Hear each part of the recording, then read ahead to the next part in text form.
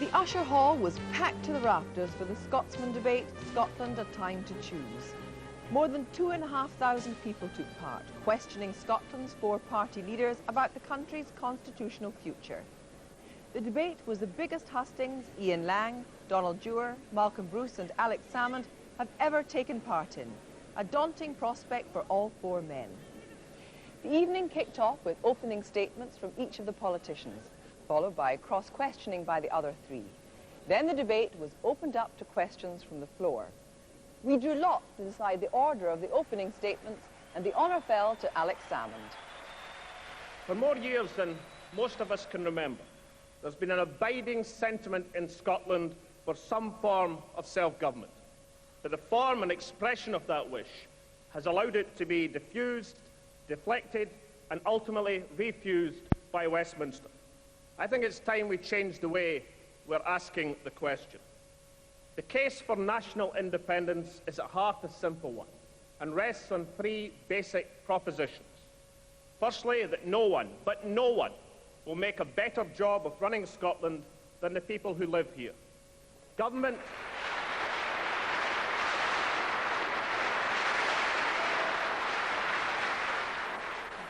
by remote control has been, is, and would continue to be a failure. Secondly, as Scots, we've got a distinctive contribution to make to the international community. We have a voice well worth hearing, and we have a responsibility to make it heard. Thirdly, in the new Europe which is now developing, it offers Scotland an unrivaled opportunity right now to achieve both domestic self-government and a defined international role. The case may be a simple one, but the difference that independence in Europe would make to Scotland is substantial. And now for the cross-examined by the other politicians. Donald Dewar, first of all. Alex Salmond, one of your parliamentary colleagues, you'll recall, said that Scotland would achieve its own parliament in spite of, but not because of, the SNP. Will you give a categorical assurance tonight that you and your party will support a bill introduced by a Labour government based on the Scottish Constitutional Convention scheme to give a parliament to Scotland? Well, Donald, I think all parties have their faults, and the SNP is most certainly not perfect. The categorical assurance that I'll give is that the Scottish National Party will be campaigning at the general election to win that election on a platform of independence in Europe. We may well, if we are not successful in winning the election, find ourselves voting for an inadequate devolution scheme as a first step. But the second assurance that I'll give you is that in any elections for such an assembly, the SNP will put forward our platform of independence in Europe. The days when the SNP argued for somebody else's policy are over. Alex Salmond, do you see the kind of assembly proposed by the Labour and Liberal parties as a potentially stable long-term solution, or do you see it as the first step towards independence? Well, certainly that we would, as I just said, we would contest elections for such an assembly on a platform of independence in Europe. And of course, there's a number of international examples of political parties contesting elections for subsidiary assemblies, most recently in Lithuania, on a platform of independence and thereafter achieving their independence. But of course, whether Scotland achieves its independence at the coming election or hereafter is entirely up to the people of Scotland. Scotland will only become independent when people in Scotland vote for independence. So if you're frightened of the prospect of independence, then what you're actually frightened of is the verdict of the Scottish people. Malcolm Bruce. Alex Salmond, you said when you started off that you believe that the best people to run Scotland were the people of Scotland, and I can wholly agree with that. But can you say what kind of Scotland it will be, and at what point your party will accept that you don't have a majority of support within Scotland, and it may be in your interest and in the people of Scotland's interest if you're actually prepared to acknowledge that other points of view need to be accommodated? Why will you not join the convention, and why will you not work with other political parties on other campaigns? Well, the reason that we can't join the convention is obvious. The convention is arguing for a devolution scheme, and the Scottish National Party are arguing for independence in Europe. I mean, one of the leading protagonists for the convention, who's sitting, I understand, in the audience tonight, Canon Kenyon Wright, said that once in a debate with Michael Forsyth that he was as much a unionist as Michael Forsyth, because Michael Forsyth wanted to preserve the union through the status quo, and Canon Kenyon Wright, quite honourably, wanted to preserve the union through a devolution scheme. Well, my problem and my party's problem with the convention is I am not as much a unionist as Michael Forsyth. I believe in independence for Scotland. Donald Dewar, your turn to make your pitch.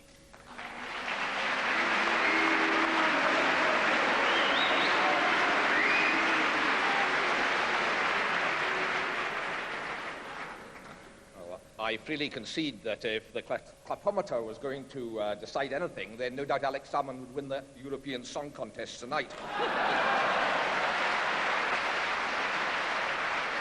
Parliament that we propose would have a stable financial base. The assignation of revenue raised in Scotland will provide a degree of certainty in a system where resources will still be pooled nationally and distributed on the basis of need.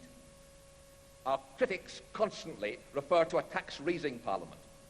It would be as fair for me to talk about a health service improving or a better education Parliament.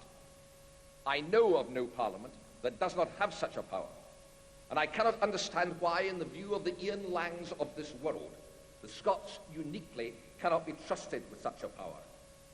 We have an interest in a common tax base throughout the United Kingdom, and that is why the fiscal powers for this Parliament are defined to allow a variation within set limits.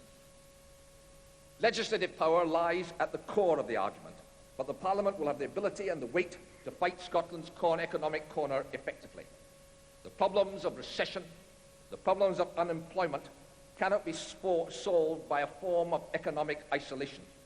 They must be tackled on a cooperative basis by the United Kingdom as a whole. But the European experience teaches us that the best way of modernising Scottish industry is by acting at a Scottish level.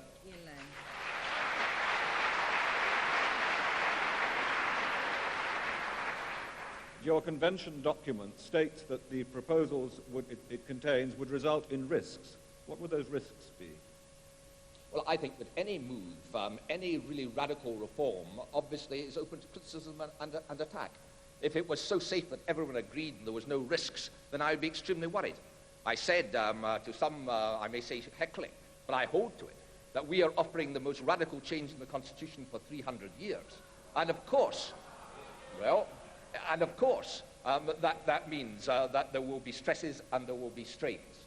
But I believe that the stresses and strains of the status quo are infinitely more dangerous, infinitely more scarring to the body politic in Scotland.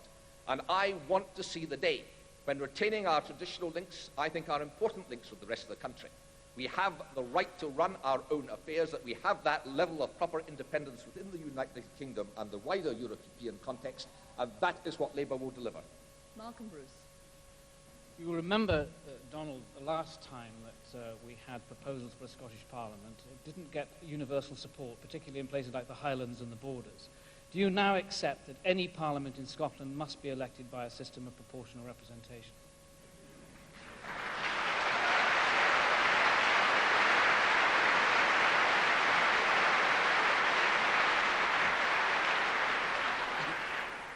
I think this is one of the areas where the Labour Party has shown a flexibility that would have astonished people 3 or 4 years ago.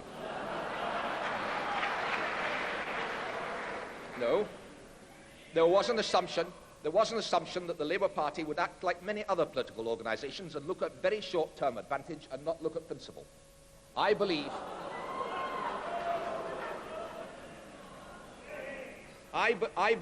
that it is necessary with a new Parliament to make a new start. I believe that if you take the Scottish electoral pattern and you continue it in a new Parliament under first past the post, then you are going to produce distortions which are not possible to defend and which should not be defended. And therefore, as you know, Malcolm, and as anyone who is following the Constitutional Convention knows, the Labour Party has taken the decision that for a Scottish Parliament, we will move away from first past the post. Alex Salmond. Donald, Labour have won elections in Scotland over the last 13 years. At the last election, you had an unprecedented victory, winning 50 seats. With all that voting power over that period of time, can you name tonight one single industry that you've saved from closure?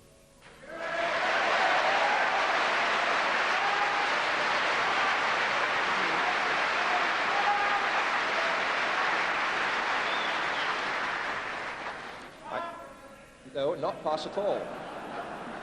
No. I believe that the resistance that has been put up, the arguments that have been put up in a democratic parliament, are in fact always important. The Labour Party has stuck to its task, as you well know, Alex Salmond, extremely hard. Yes. We have argued Scotland's case consistently over a wide range of...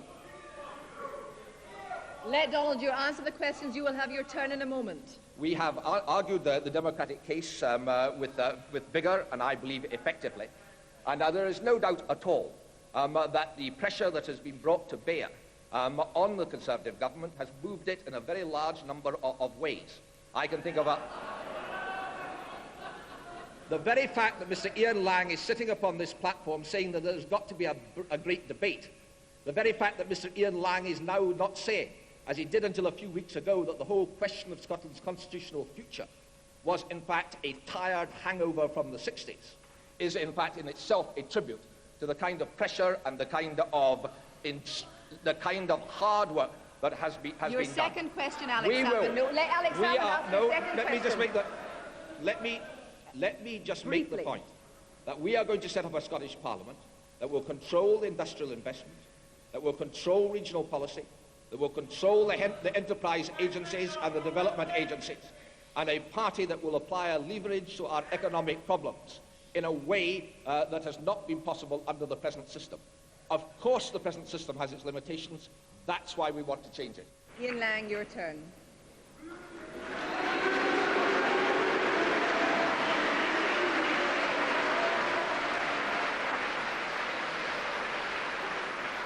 I start from the premise that Scotland has prospered under the Union.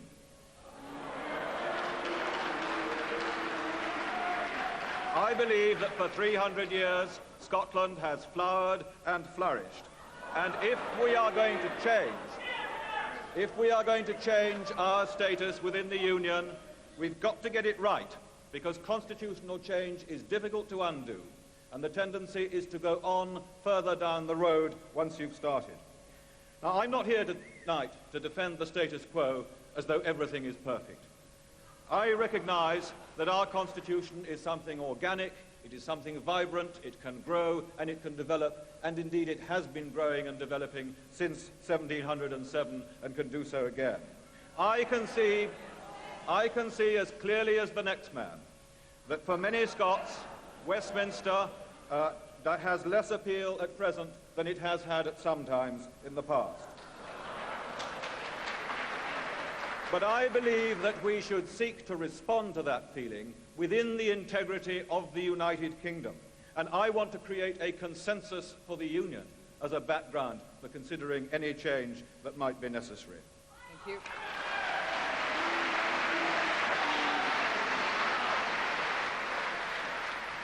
Malcolm Bruce, your question. Ian, what gives you the right to take all the decisions on domestic policies in Scotland and the spending of the 12 billion budget voted to the Scottish office in defiance of the clearly expressed wishes of the majority of the people of Scotland?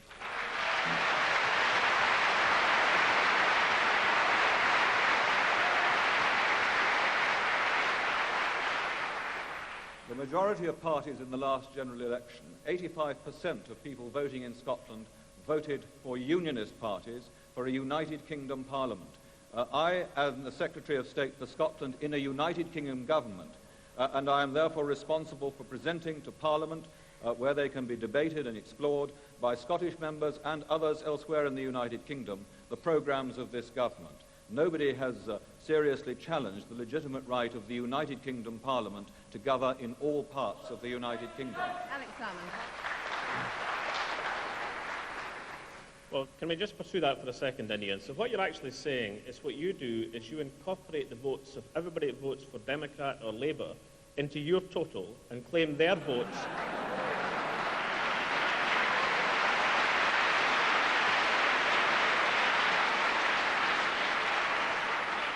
as part of your right to run Scotland. I mean, do you think people who vote for the Democrats or the Labour Party are aware that this is what you intend to do?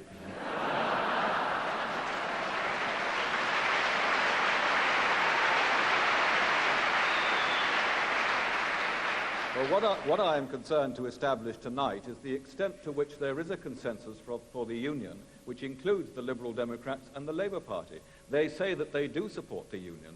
I believe that the policies that they are proposing for an assembly in Scotland with tax-raising powers, with separate powers and a separate measure of sovereignty from the United Kingdom Parliament, is essentially a separatist policy and is in fact closer to full separation than the policies of the SNP. But that is the area that we are concerned to explore in order to protect the Union.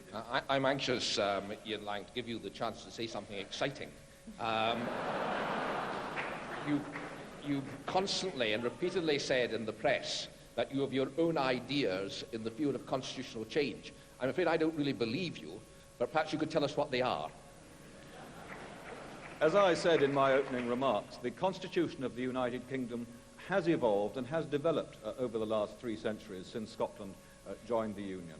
I believe it can do so again. If you look back over the last 100 years, you see the creation of the Scottish Office. You see the bringing of the Secretary of State for Scotland into the Cabinet, the creation of Ministers of State. You see the development of Scottish standing committees, the Scottish Grand Committee given new powers, the Scottish Select Committee, indeed the whole Select Committee system being set up. There are further mechanisms that can be explored and that can be developed, and I am willing to sit down with you and other party leaders to explore those ways. But what I want from you is a commitment, an absolute unshakable commitment to the future of the Union, because unless we have that in common between us, we will never find a stable solution.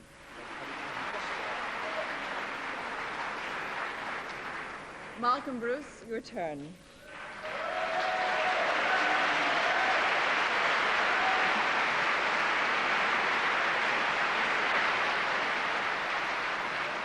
Because Liberal Democrats want radical reform of our failed democracy, we and our predecessors have been consistent, long-term supporters of the case for a Scottish Parliament. We accept that radical change of this kind cannot be the property of one political party. It must carry broad-based support. And that's why we have played a full role in the Scottish Constitutional Convention. And this has succeeded far beyond the expectations of both supporters and critics. We have agreed on powers for the Parliament, a reformed voting system, financing, entrenchment against outside interference, a Bill of Rights and freedom of information. In other words, the Convention proposes a modern Parliament that would put Westminster to shame.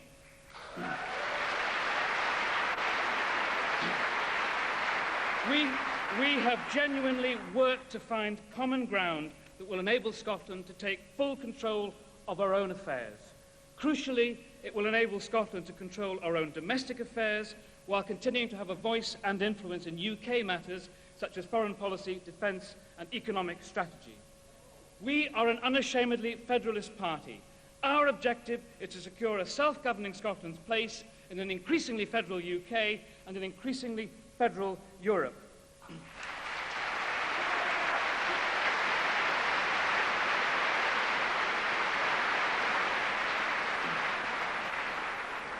Alex Salmond.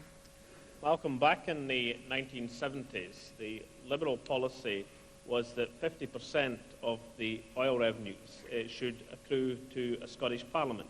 Now, £100,000 million later, with £50,000 million to come in the 1990s, you're backing a convention scheme that says 0% of the oil revenues should come to a Scottish Parliament. Why have you retreated over the last 20 years?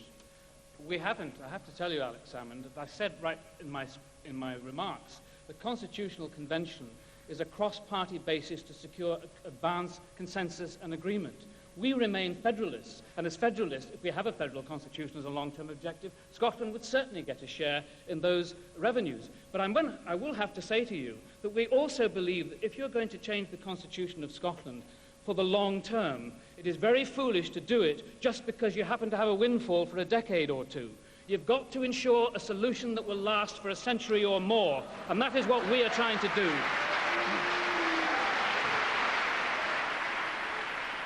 Dewar. Malcolm Bruce, the Liberal Democrats have long been committed to the single transferable vote as an electoral system. And now there are continuing discussions, as we know, in the Constitutional Convention. Is that negotiable or is it non-negotiable? Well, we do feel very strongly indeed that we need to have a voting system that is democratic and gives the voters the right to determine who should be elected.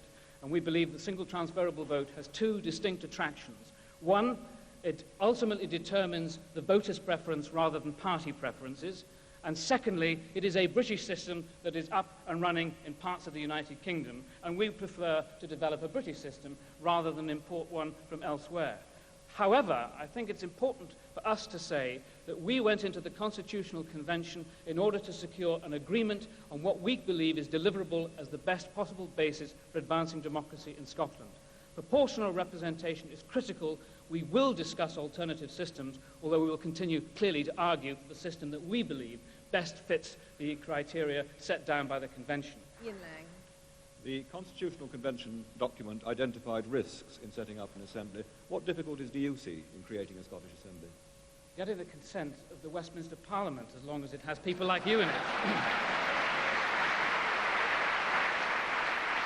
But I have to say that one of the things that we have on offer as Liberal Democrats, of course, is that we will be campaigning throughout the United Kingdom on a platform in which a Scottish Parliament is a major part of our campaign. That means Liberal Democrats who win seats from the Conservatives in the south of England will help to secure a Scottish Parliament.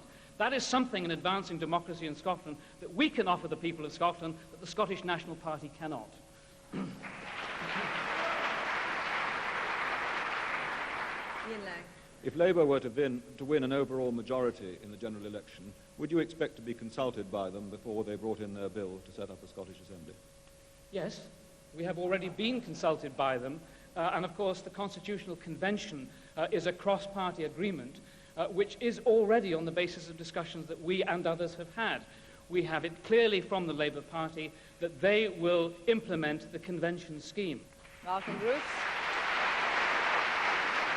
And now it's the chance of the audience to fire questions at the panel, and I hope get some answers. There's a bit of toing and froing going there. Perhaps we'll get some more answers this time round. Tom McGregor, your question, please. Good evening, Kirsty. I'm a businessman. The creation of regional parliaments elsewhere in Europe, which have been established in recent years, seems to have been very good for business.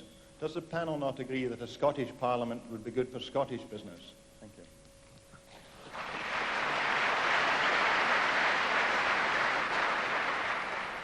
Ian Lang. Well, it is the view of businessmen themselves that it would not. The CBI... Not that businessman.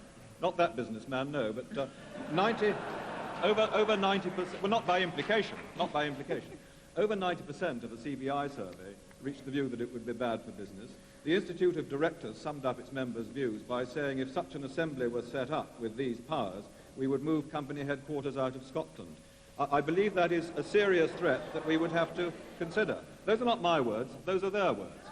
What concerns me is that if we have the highest taxed part of the United Kingdom, which would inevitably flow from setting up a tax-raising assembly, which could impose taxes on top of the United Kingdom taxes, then we would drive out the best of our talent, and we would reduce investment, and we would reduce standards of living in Scotland.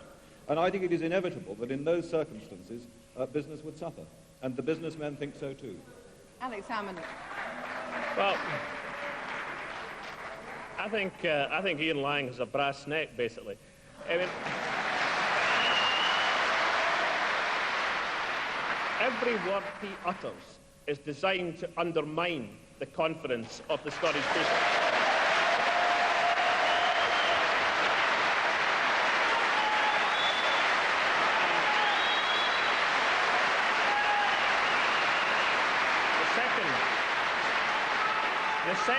The second reason he has a brass neck is he talks about higher taxation for businessmen.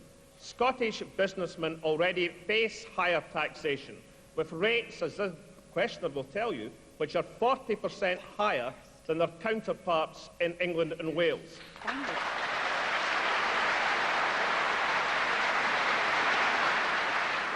That's one of the first things an independent Scottish Parliament would set about changing.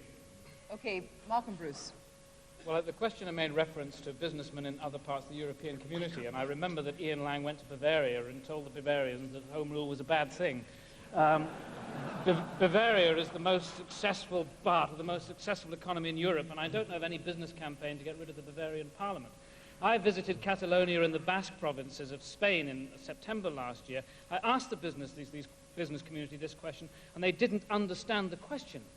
They said, we can't understand what you're talking about. It's the best thing that ever happened, and it probably explains why the biggest amount of foreign investment in Britain, in Spain, is coming from Britain, and most of it is going to Basque and Catalonia, which has the highest degree of regional autonomy in Spain. Strange that the business people prepared to invest in places like Catalonia with its own parliament, but wouldn't invest in Scotland if it had its own parliament.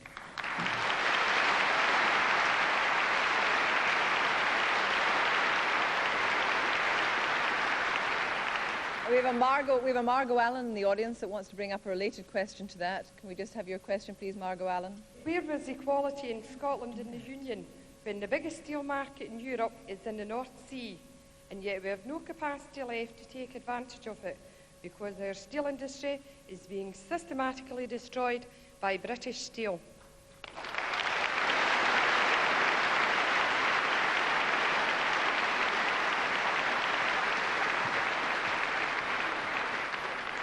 Ian Lang. Well, the fact is that we do have an important offshore industry in the oil industry. We have getting on for 100,000 jobs in Scotland deriving from it. But they buy steel in the most competitive market they can find. And steel has to be competitive not just on a national basis, but on an international, indeed a worldwide basis. And it is a fact that much of the steel for the North Sea has been bought from outside Scotland because more competitive steel, more suited to their needs, has been available to them there. It is for British Steel to decide how best to make its dispositions in order to remain competitive in that world market. Their profits fell last year very dramatically by almost 100%. And clearly they are operating in a highly competitive and difficult world market situation. Ian Lang, do you now regret that when you came to privatise British Steel you didn't make a separate Scottish steel industry? I regret that it wasn't possible to do it, but we certainly looked at it very closely. The difficulty was that when steel had been nationalised, it had been so scrambled, and the self-contained Scottish freestanding companies had their control taken out of Scotland to London through nationalisation, with the result that Scotland no longer had an industry that could be privatised on its own. Dewar. Well, what has happened to the steel industry is obviously a tragedy, and it's one which I think everyone has watched with horror. I mean, the difficulty for us, of course, is if you're in opposition, it's extremely difficult to do anything about it. You've got to win. Okay, but you're... No. Yeah. Look, just let me... It's exactly the same Just let me put that question to you. If you win the election, if there is an election in May or June... I think there's bound to be some time. If you win the election, they're not going to pull out till September. Is there any last-ditch effort you can make to stop it happening? Well, we certainly believe that there are things that are worth investigating, but what we are not going is... No, let me answer the question. Let me answer it very precisely. What I believe is that there are a number of possibilities, of which the one that has been most talked about is thin slab casting, which is running in certain other parts of the world, Indiana and America in particular. We've got one of my colleagues, Jeremy Bray, going out to look at that now. It's been, of course, identified by the Arthur D. Little report. It's been talked about by Scottish Enterprise. I believe that things like that have to be looked at. We've got to have a real package to rebuild the infrastructure of Lanarkshire. What I'm not prepared to do is to deceive people by saying that there is a simple way of handling it, which is called nationalisation. When you've got a situation where you've got Ravenscraig without a coal reduction plant, without a strip mill, and with a one blast furnace operation. Now, I know that what Alex Salmond will argue is that you can do without all these things, you don't need to replace them. And you can use the steelmaking capacity of Ravenscraig as part of the feedstock for the DL plate mill.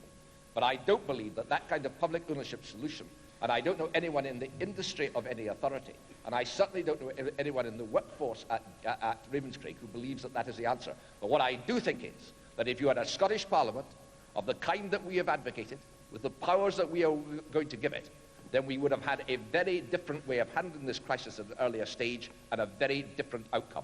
Alex Salmond. Well, it's very interesting indeed. I mean, Ian Lang is arguing that what's gone wrong with Scottish Steel is it was in public ownership under London control. Donald Dewar argues that what's gone wrong with Scottish Steel, it was privatised under London control. Now, the one consistent feature in both these arguments is London control.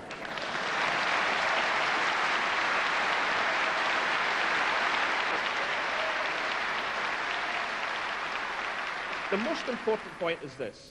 that anyone who's watched the conduct of Black Bob Scully over the last few years can be under no misgivings whatsoever that nothing is going to be done to save Scottish steel unless these valuable assets are taken out of the hands of a company which has no interest but the destruction of the Scottish steel industry. And that can only be done through public ownership. Let me just point out that if you are a member of the European coal and steel community, which we are, and which under Alex Salmond's proposal Scotland would still be, there are some very severe hurdles to be crossed in terms of nationalising a steel plant. It's not that it can't be done. What you cannot do is pump public money in that is not done on a competitive basis. Oh, no, you can't. It's contrary to the Treaty of Paris. And we cannot have politicians simply saying to people, vote for us and all the problems will be solved, with one bound you will be free, and deny that you are part of signatories to treaties. If Scotland were to have an assembly with tax-raising powers, would the panel agree that this would result in the Scots being the highest taxpayers in the UK and act as a deterrent to investment? Alex Salmond. No, obviously I wouldn't agree with that. I think Scotland as a country which exports more per head of population than Japan is a country well able to look after itself economically. The Scots per head of population in terms of revenue contributed to the UK Exchequer, and figures from the House of Commons Library, contributed substantially more than their share, 8.9% of the population, 9.7% of the revenue last year.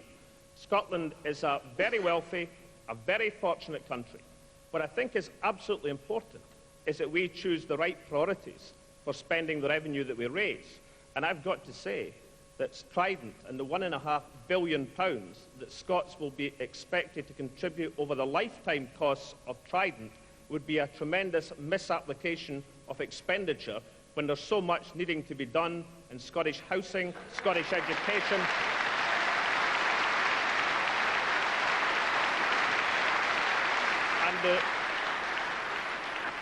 and the Scottish Health Service.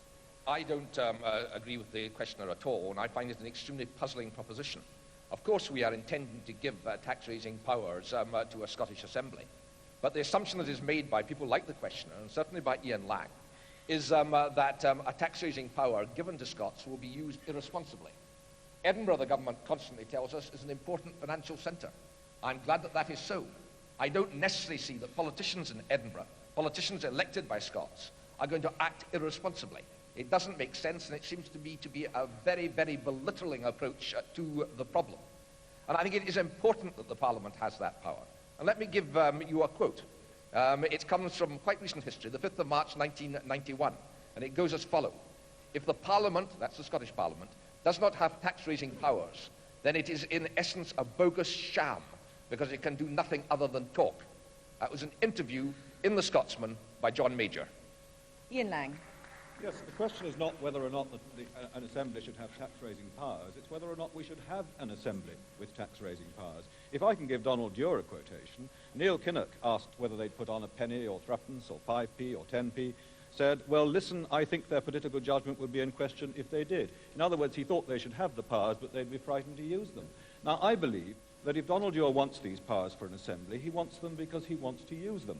It's not a matter of using them irresponsibly, as he suggests. It's a matter of using them at all, because that tax burden would be on top of the existing UK tax levels.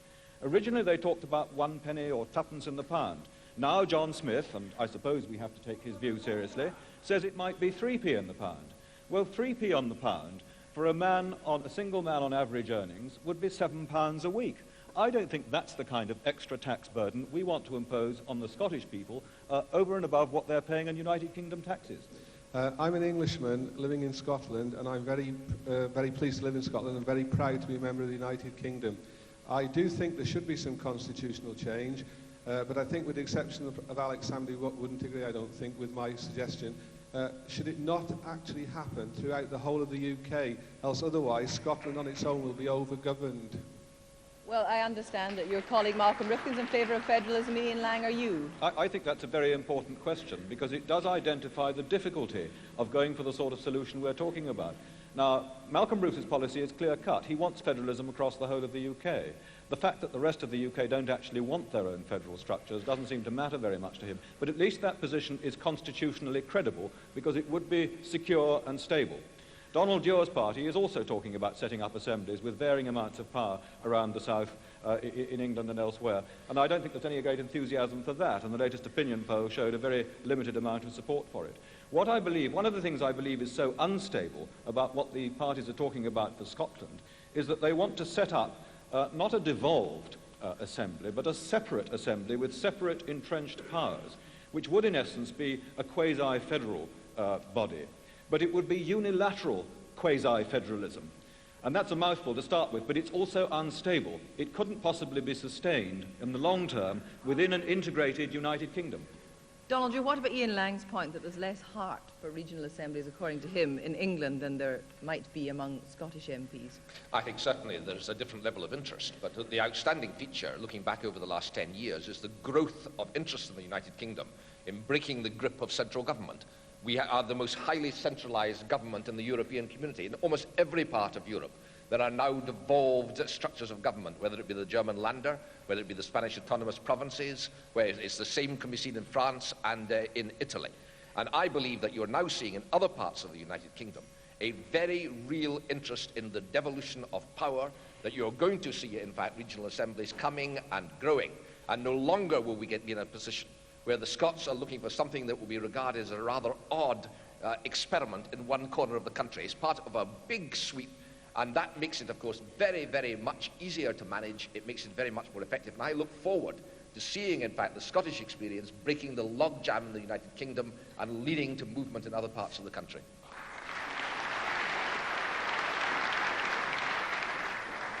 A question now from David Spavin. Thank you.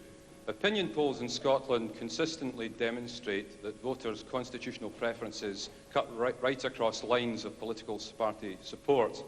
I'd like to ask the panellists if they agree that the people of Scotland have the right to decide their own future in a referendum offering all four constitutional options, including the one which isn't represented on the panel tonight, namely an independent Scotland separate from the European community.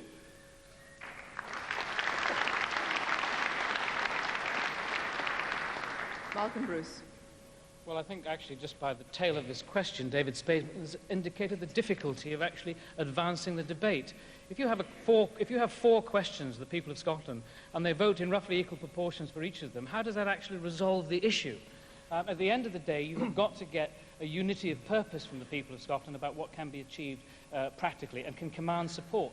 One of the arguments that we put forward, working within the Constitutional Convention, is that by combining and cooperating, we can come forward with a package that meets the aspirations of the majority of people and doesn't stop Alex Salmond's party from continuing to campaign for independence. The difference between us is that Alex doesn't want to allow the people the opportunity to take home rule within the United Kingdom as a step on the way if they want independence, because perhaps they won't actually vote for it. But at least the Greens are offering independence outside the European community. It may be very isolated, but it's another choice. And I think if you offer too many choices, all you do is confuse the electorate. And I think politicians have an obligation to give a lead. And those of us who work within the Constitutional Convention are providing that response. Ian Lang, if a Conservative government was returned, and perhaps it is only if, there were perhaps the same number of MPs or maybe even one less, would you consider a referendum? Maybe even one more. I think a referendum is something that does have a part in the democratic process if it's used with care and only when really central issues are being debated. And when in 1979 we had a referendum introduced on the initiative of a Labour Member of Parliament, but supported by Conservatives, it did enable the issue of that assembly to be focused upon, and when it was focused upon, it became clear that it had very limited support in Scotland. And therefore, well, around 31 or 32%. And therefore, in the right circumstances, a referendum is always a possibility that should never totally be ruled out. But you shouldn't have them too extensively or plentifully, because that bypasses the democratic process and actually can become an instrument of undemocratic government. Dewar. Well, I think referendum's place is when it is not simply a snapshot of opinion, it's not just a glorified opinion poll, but when, in fact, a government of the day is going to implement the results of that referendum. I think in this case, we've got a general election coming up I believe that there is a very, very strong mood for change in Scotland.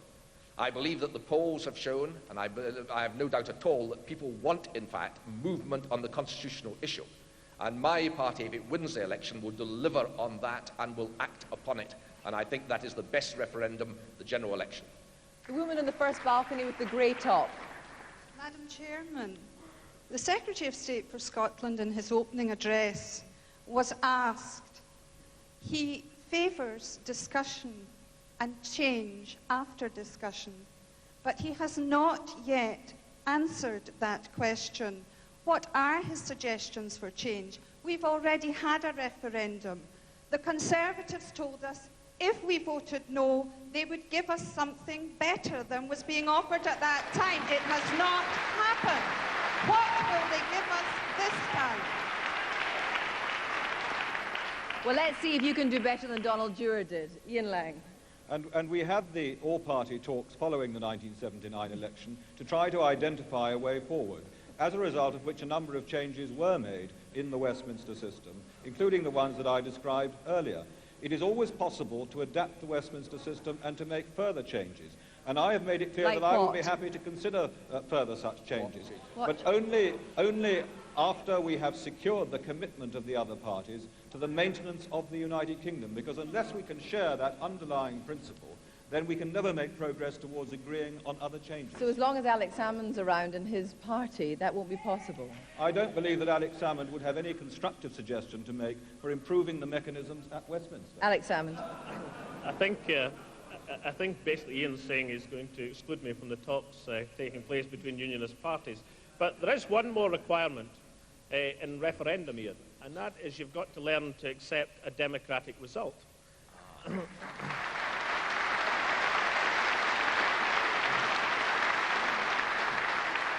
there are very few countries in the world which, having had a referendum, didn't go by the majority which took place in that vote. Now, I think two things have changed since 1979. Firstly, the experience of people in Scotland over the 1980s, I think, has hardened the support for constitutional change very considerably indeed. And the second and important change, and it refers basically to the developments in Europe, is that we now have available to us at the general election independence in Europe, which is a constitutional option, is incomparably better than the devolution that was offered back in the 1970s. So I think for both these reasons, Ian Lang is going to find his views overtaken by events. Very briefly, Donald Dewar. Well, I remember the 1979 talks. I've read the minutes of those discussions. And if that is the kind of recipe that Ian Lang is putting forward, it is a pale and pitiful apology for the kind of change that is required. But can I also say to Alex Salmond, and I take from what he said the encouraging news, that he stands by the results of the vote, whether it be a referendum or a general election. If, in fact, people vote for parties that believe in devolution, or if there's a referendum where devolution was the answer, would he accept that and say, right, so be it? And would he then give the categorical answer he wouldn't give earlier on, that he would support a bill that implemented that? Yes or no? Yes or no? And quite incredible. I propose to Donald in yes November. Or no? I propose to Donald in November a referendum offering three choices: independence, devolution. The status quo is still to reply to my letter. Never mind answering. Question now from Marion Birkland. Good evening. I would like to ask the members of the panel what would be their views. Would they advocate a reduction in the number of MPs at Westminster if less than full autonomy was granted as a Scottish Parliament still within the UK? I would like quite a precise answer, please. Quite right. Would you advocate a reduction in the number of MPs at Westminster if less than full autonomy was granted to a Scottish Parliament? Donald Dewar. This is really, I suppose, a sort of variation on the West Lothian question. I would put it to you that the Westminster question is the one that we should be trying to tackle and immediately trying to solve, because it is the frustration and it is the bitterness that has come from what has happened over the last few years in Scotland. I'm thinking of the poll tax, I'm thinking of the undermining of the health service, a whole number of issues that have been mentioned tonight and which you all have in your minds. I think that we've got to do something about the machinery of the United Kingdom to deal with those particular problems. If we do that, then I think that we are dealing with something that is a very much more pressing danger and a very much more important issue than rather hypothetical speculation about what may happen some years down the road.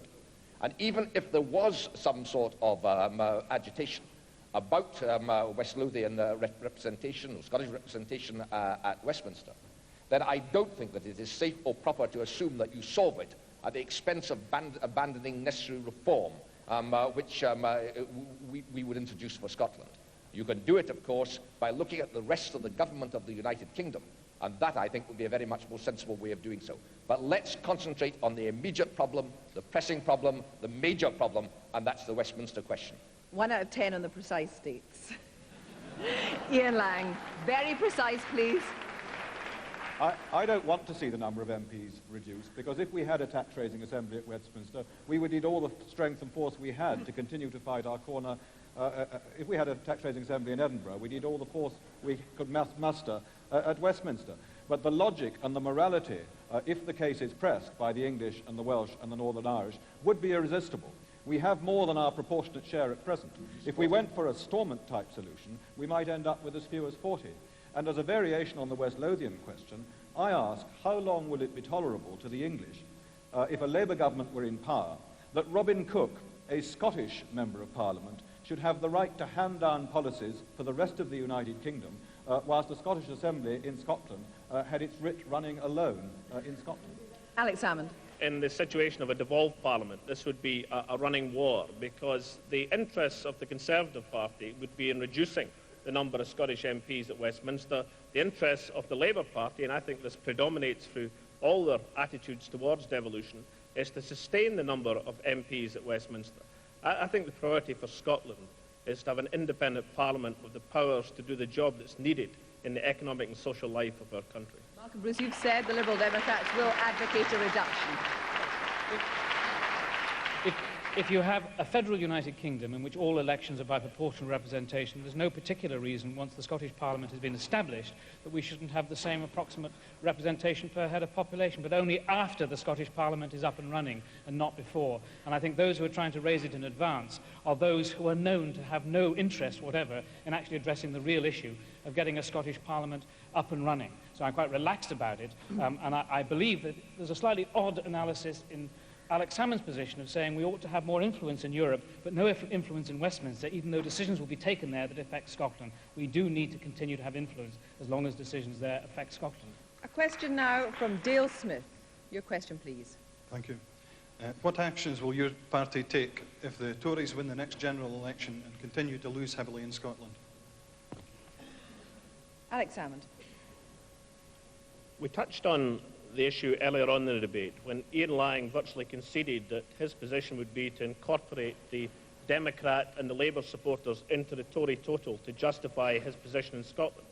I think it's very important that people in Scotland realise that the one certain vote for change is a vote for independence, because everybody concedes, even Ian Lang, even John Major, even Michael Forsyth, that a vote for independence would be recognised as such. That's something that Scots ourselves can decide on. A vote for devolution has two dangers. One, that it runs the risk of being interpreted and incorporated by Ian Lang in the way he outlined. And secondly, we've got to sort of cross our fingers and hope that people south of Birmingham are also voting for a Scottish Parliament. That's why I think it's vitally important that everybody who believes in Scottish independence should exercise the vote for the Scottish National Party at the ballot box at the general election. If we're in a situation of Ian Lang once again, as Lord Lang or whatever, exercising his writ over Scotland with a minority of MPs, then I think we must go down the referendum road, the road, incidentally, which both Malcolm Bruce and Donald Dewar have hitherto rejected. Donald Dewar. Can I say that I believe that if we want to break the logjam and if we really want movement on constitutional change, if we will give a high priority to that, then the way to do that is to help us secure that Labour victory, because then we will have a government that will implement change in Scotland. That seems to me to be a matter of common sense. The danger, and it is a danger, is of course that if we split the vote, we may allow those who are opposed to any change and would die in the last ditch to save the status quo to slip in on that basis. Do you think that you take the whole of your MPs at Westminster with you when you say that that would happen after the election, if it's a Conservative government election, they would carry on in the democratic process and wouldn't break off? I said I wasn't speculating. What I said was we are going to win this election, and every one of my colleagues in Westminster hope and think that that is likely. Donald, that's what you said. Ian Lang. The general election. Ian Lang.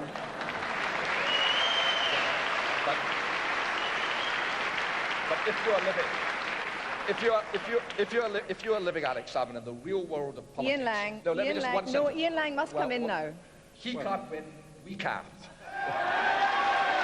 Ian Lang. He can't, they can, we will. And we will restore our strength in Scotland, and so the question does not arise. Malcolm Bruce. We can secure a majority for change in Scotland. It exists anyway. The point at the end of the day is if the Tories win and deny that, will all the other parties work together to secure it? So the challenge has to be, will the nationalists stop staying outside of the process and being exclusive, and will they come in and help us to get the parliament?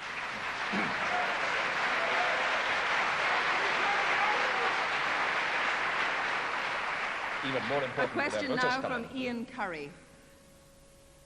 A simple question. Given the power of a dictator, or hopefully an honest one, which law would you pass to make Scotland the best country to stay and work in Europe? Very, very briefly, which single law? Ian Lang. Thank you. A law to make speeches shorter. Donald Dewar. I was going to say a law to give Ian Lang some imagination, but then as he's not going to be Secretary of State, I don't need to do that. I think the serious answer is a Government of Scotland bill that would give us the say of our own affairs that we want and will give us a modern, responsive and effective system of government in the United Kingdom. A single law, Alex Salmond. Well, in independent Scotland, I think I'd like a law abolishing direct mailing, which comes cascading through your letterbox. But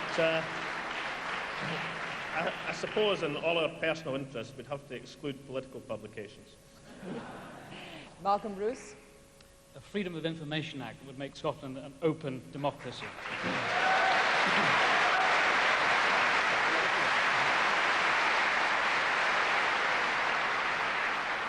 Well, I know there's a sea of hands still up, but I'm afraid we have come to the part of the evening in which we must give our politicians a final minute to make their closing statements. We do it in reverse order from the opening statement, so therefore we start with Malcolm Bruce. There was a clear and overwhelming majority amongst the people of Scotland to change the political system because it isn't working. That change has got to be unlocked and it's got to be made to happen. The Conservative Party cannot resist the tide, however hard they try, and Ian Lang has demonstrated tonight that they have no constructive proposals to make towards this process and that they are therefore outside it. What we as a people in Scotland have to ensure is that we do not lose this opportunity to grasp the mood by dividing the forces who agree that Scotland should have a parliament. Most important of all is that all those who want a parliament should combine to secure it. That is why we, the Liberal Democrats, have worked within the Constitutional Convention and why it's been a matter of persistent regret to me that the nationalists who claim to want a Scottish parliament have stayed outside. I still hope that they will come in, and if after the next election we have actually not got a majority in Westminster to secure it, that they will at that point recognise their responsibility to work with us.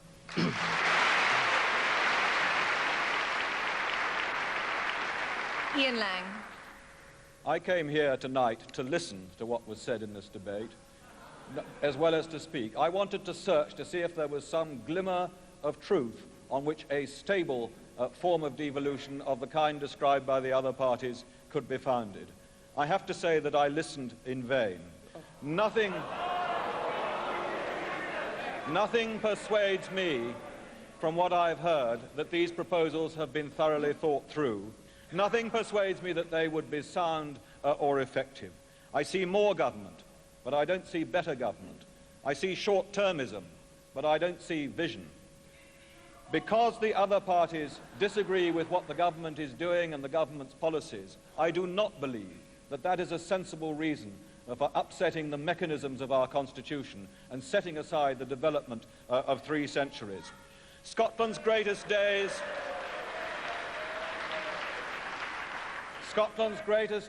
have been since the Union. Our greatest economic growth, our cultural flowering, our arts and our heritage come from the last 300 years. Give them a fair hearing. I do not believe that, put to the test, the people of Scotland really want to turn their backs on 300 years of history.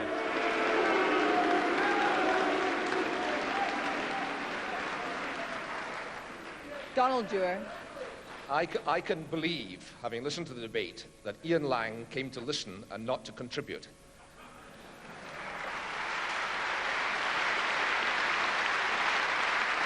I think it is genuinely depressing that we've had so much talk from him in the past about an open mind, about new ideas, about what may emerge. And yet, when challenged again and again, he's not been able to give any sort of indication of what kind of constitutional change he would want. And I'm driven ultimately to the conclusion that he is going to go into the next election defending the status quo.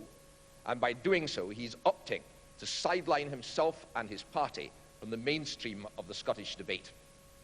So far as Alex Salmond and the Nationalists are concerned, I think too that they have a fixed and intransigent position. They want, in fact, and their one remedy is that Scotland and the rest of the United Kingdom should go their separate ways. And I think that there is...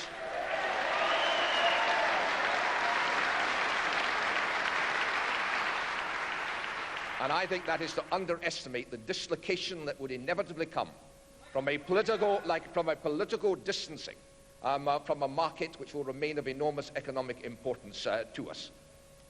Firstly, about Ian Lang's performance, there are none so deaf as those who won't hear. It's quite incredible tonight that we haven't seen a serious defence of the Union from the Secretary of State for Scotland. What are the supposed benefits? Not only has the Union failed to secure the Scottish economy, it doesn't even give us the most fundamental right of all, the right to elect a government of our own choosing in a free, democratic way. Wind up, please.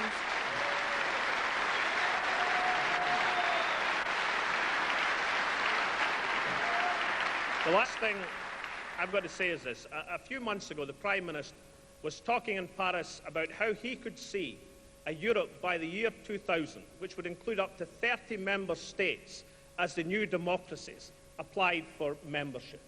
I think it would be inconceivable if the ancient nation of Scotland wasn't part of that process. That was an old-style political hustings, a lot of heat and a little light too. It demonstrated that there can be passion in politics and that the Scots care a great deal about their future. The constitutional question is now firmly on the agenda.